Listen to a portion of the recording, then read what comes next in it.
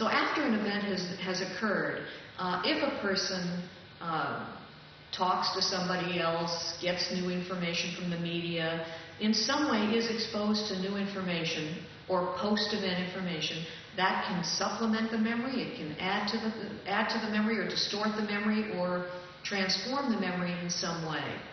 And we call that phenomenon the misinformation effect. When new information becomes available and it's misleading, it can contaminate the recollection.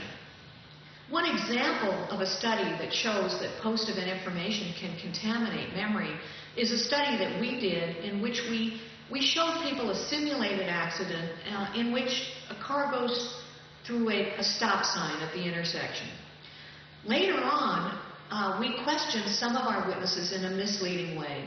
We asked them a leading question that suggested it was a yield sign, not a stop sign. And what we found is that under certain conditions, as many as 80% of our subjects would claim that they saw the scene with the yield sign instead of the stop sign. That this misleading question could alter people's recollection for the sign that they actually saw at that intersection. And this is an example of how misleading post-event information can contaminate somebody's recollection, can change the memory for a detail about an event that the person actually did witness.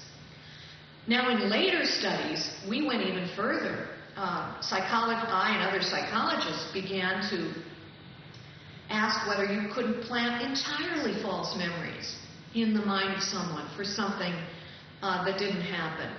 And we developed a method where we convinced people that they had an experience as a child that would have been at least mildly traumatic if it had happened. We told our subjects that we had talked to their parents or their older siblings and that we had found out that certain things happened to them when they were children. And we then fed them some true experiences, things that really did happen according to the parents. And then we fed them the false information. You were lost in a shopping mall when you were 6 years old. It was a particular shopping mall. You were with your parents. You were frightened. You were crying. You were lost for an extended time. An elderly woman found you and brought you back to the family. And we were able, through 3 suggestive interviews, to convince about a quarter of our sample that they had had this experience that we had completely made up with the help of their family members.